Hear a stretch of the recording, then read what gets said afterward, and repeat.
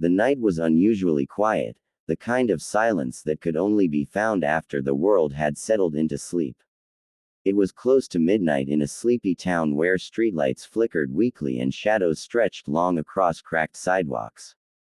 The mechanic's shop, an old garage tucked beside an abandoned gas station, was supposed to be closed hours ago. But inside, Ahmed was still awake. He wasn't working on any car. There were no customers left at this hour. Instead, he sat hunched over a small table with a dim light bulb above, tinkering with an old wristwatch that hadn't ticked in years. It had belonged to his father, a man who had once been known as one of the finest mechanics in town before illness took him. Ahmed fixed it every few weeks, even though it would break again. To him, it wasn't just a watch, it was a piece of memory, a reminder of the man who had taught him everything he knew about engines and about life. Above the garage was a small room where Ahmed lived. It wasn't much: a rusty bed, a single fan that rattled when it turned, and a tiny stove. Some nights he skipped dinner to save a little money for rent, but he never complained. Life had always been hard for him, yet he had learned to find small sparks of peace in his work. Cars didn't judge him, debts didn't whisper behind his back, and engines always told the truth: they were either broken or fixed.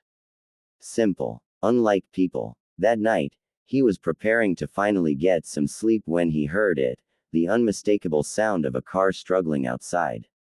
The sputter, the cough of the engine, and finally silence. Ahmed frowned and went to the window. What he saw made him pause. Parked right in front of his shop was a sleek, black luxury car, far too elegant for the broken-down streets of his neighborhood. The polished exterior gleamed faintly under the streetlight, even as the hood smoked faintly. Ahmed's eyebrows lifted. He had worked on plenty of old taxis and second-hand vehicles, but a car like this was rare. Almost unreal. He grabbed his jacket, slid on his sandals, and went outside. Inside the car sat a young woman. Her hair was loose around her shoulders, her makeup slightly smudged, as if she'd been out for the evening. She wasn't the kind of person who looked like she belonged in this neighborhood. Ahmed guessed she was probably in her mid-20s, and there was something striking about her presence: beauty, yes, but also a quiet sadness hidden behind her elegant appearance. When she saw him approach, she rolled down the window, her expression filled with a mix of frustration and relief. "Excuse me," she said softly, her voice carrying a trace of hesitation. "Do you know if there's a mechanic nearby? My car just died on me. And of course, my phone battery died too." Perfect timing, right? Ahmed smiled faintly. "You're in luck. I happen to be one." She blinked. "Really? At this hour?" He shrugged. "Engines don't care about the hour. They break when they want." The corners of her lips lifted into the first smile of the night. "Fair point." Ahmed motioned for her to pop the hood. As it clicked open, steam curled upward into the cool air. He leaned in, inspecting the engine with careful eyes. The woman stepped out of the car, wrapping her arms around herself against the night chill, and watched him work. "Do you live around here?" she asked after a pause. Ahmed chuckled. "I live right there," he said, pointing to the small window above the garage. "The shop's mine. Been keeping it running since my father passed." Her expression softened. "I'm sorry." He nodded once, not used to sympathy. "It's all right. Life goes on." For the next half hour, Ahmed worked tirelessly, his hands moving with practiced ease. Despite the grease on his palms, there was a certain grace in the way he handled the tools, as if the car's heart and his own beat in rhythm. The woman studied him closely, noticing the focus in his eyes, the determination in his movements. He wasn't just fixing her car, he was pouring himself into the task. "What's your name?" she asked quietly. "Ahmed," he replied without looking up. "And you?" "Zara." Ahmed glanced at her briefly before returning to the engine. "Pretty name." She tilted her head, amused by his simple sincerity. "Thanks. My friends usually just call me Zara Malik." The name tugged at something in Ahmed's memory, but he brushed it off. He wasn't one to follow the lives of the wealthy or the famous. He had his own battles to fight. Minutes stretched into silence, broken only by the clink of tools and the occasional murmur from Ahmed as he checked wires and bolts. Zara found herself oddly at peace, standing there under the streetlight, watching a poor mechanic give his all to help her without expecting anything in return. In her world, kindness was always tied to motives, business deals, money, reputation. Yet here was a man who looked at her car, not her status. Finally, Ahmed stepped back, wiped his hands on a rag, and turned the key in the ignition. The engine roared back to life, smooth and powerful, as if it had never faltered. Zara's face lit up with relief and joy. "Oh my God, you actually fixed it." Ahmed gave a small smile. "Told you, engines don't care about the hour." She laughed, the sound echoing down the empty street. For the first time that night, her laughter was genuine, not the kind she forced at parties or dinners. "Thank you, Ahmed," she said sincerely. "You've really saved me tonight." Ahmed nodded. "Just doing my job." But she shook her head, pulling out her purse. "No, you went out of your way. Please, at least take something for your trouble." Ahmed held up a hand. "No need. Helping someone in trouble is enough for me." She stared at him in disbelief. "You're serious?" "Completely." For a long moment, Zara just looked at him. There was something in his eyes, a quiet strength, a kind of honesty she hadn't seen in years. She realized she couldn't remember the last time someone had helped her without expecting something in return. "Then at least let me thank you properly one day," she said softly. Ahmed gave her a half smile. "We'll see." Zara climbed back into her car, the engine humming smoothly.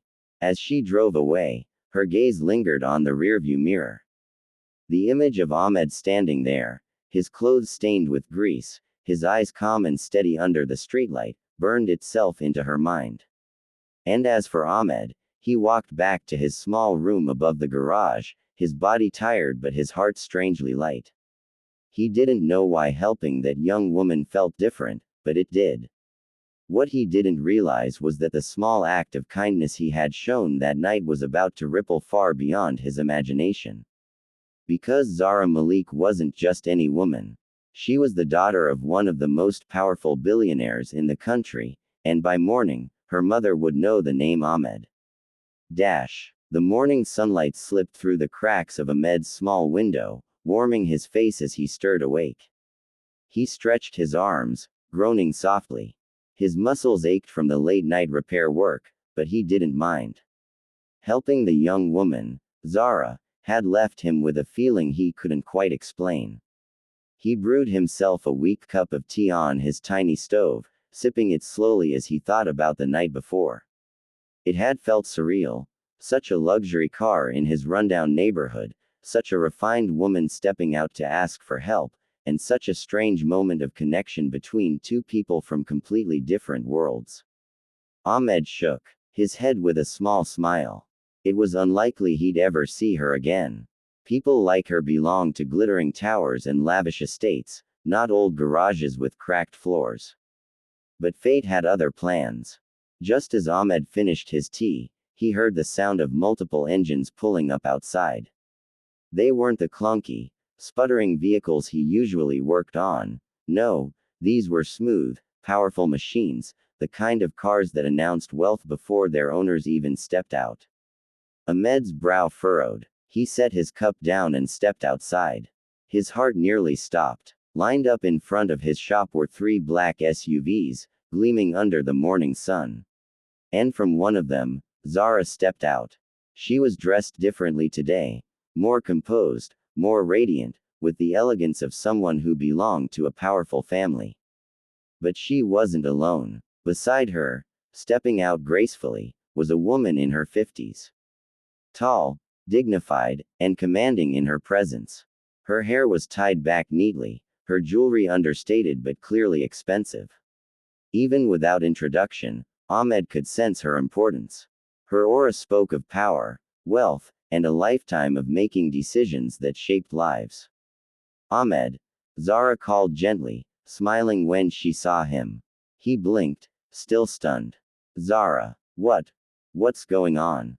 The older woman's sharp eyes scanned the shabby garage before landing on Ahmed. Her gaze was steady, unreadable. So you are the mechanic my daughter spoke of.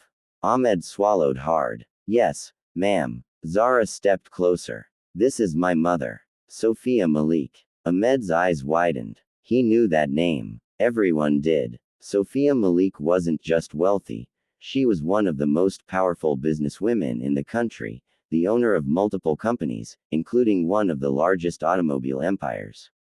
She was a billionaire whose influence stretched across industries. And now, she was standing in front of him. Sophia's voice was calm, but direct. My daughter tells me you helped her last night. At midnight, in this very place, when most men would have turned away. Ahmed shifted uneasily. It wasn't a big deal, ma'am. Her car broke down. I just did what I could. Not a big deal. Sophia's brows arched. You spent over half an hour fixing her car. You didn't ask for payment. You didn't even ask for her name. Do you know how rare that is? Ahmed lowered his gaze, uncomfortable under her scrutiny. I wasn't raised to put a price on kindness. Something flickered in Sophia's eyes, something softer, though she quickly masked it. For a moment, she studied this young man standing in front of her garage, with grease stains on his shirt and humility in his voice.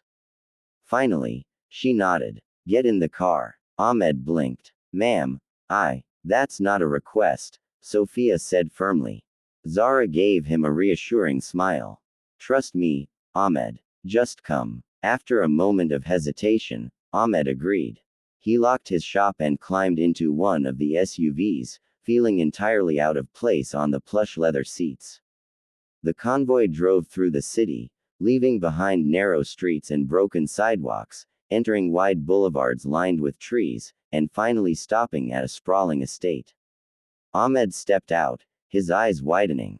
The mansion before him was unlike anything he had ever seen in real life. Towers of glass and stone, perfectly manicured gardens, fountains that sparkled in the sunlight, it was like stepping into another world. Servants moved about quietly, and security guards stood tall, watching everything. Zara led him inside, into a vast office where her mother sat behind a polished mahogany desk. Ahmed stood awkwardly, his calloused hands clasped together, feeling entirely out of place. Sophia leaned back in her chair, studying him with piercing eyes. Do you know why you're here, Ahmed? He shook his head. No, ma'am. You see, people often treat my daughter differently when they realize who she is, Sophia said. They see her as a ticket to wealth, to power. Men flock around her for her surname, not her soul. But you saw her as a person in need. You fixed her car without question. You refused payment. Ahmed stayed silent, unsure of what to say. Sophia's tone softened slightly. That speaks of integrity. And integrity, Ahmed, is something money cannot buy.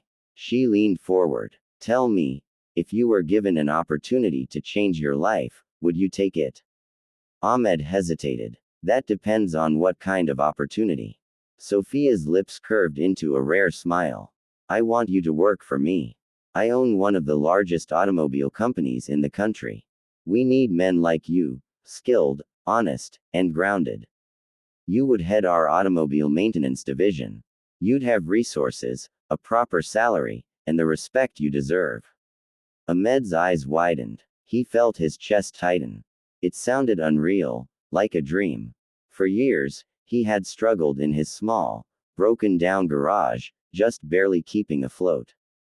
And now, out of nowhere, this powerful woman was offering him a life-changing position. Ma'am, he said carefully, I appreciate your offer, but why me? I'm just a small-town mechanic. I'm not educated like your managers. I don't belong in your world. Zara, who had been quiet until now, stepped forward. Her eyes glistened as she looked at him. Ahmed, you don't see yourself clearly. Last night, you didn't just fix a car, you showed me something I had forgotten exists. Genuine kindness. My mother isn't offering you charity. She's recognizing your worth. Ahmed's throat tightened. He looked at Sophia, then at Zara. I don't know what to say. Say yes, Zara whispered softly. For a long moment, silence filled the grand office. Ahmed thought of his father, of the debts he still carried, of the nights he had gone hungry just to keep the garage open. He thought of the watch on his table, forever breaking, forever being fixed. Maybe this was his moment, his chance to finally stop struggling. At last, Ahmed nodded slowly. Yes, I'll do it. Zara's face lit up with relief, and Sophia allowed herself a small, satisfied smile. In that moment, Ahmed's life changed forever. The poor mechanic who had once lived above a crumbling garage was now stepping into a future filled with possibility. But as his eyes met Zara's, he realized something even more powerful than opportunity was blossoming between them, a connection that had nothing to do with cars or wealth, but everything to do with hearts. And so, from one midnight act of kindness, a new story began. A story of fate, of integrity, of two worlds colliding, and of how a billionaire's daughter and a poor mechanic would change each other's lives in ways neither of them had ever imagined. Dash dash dash.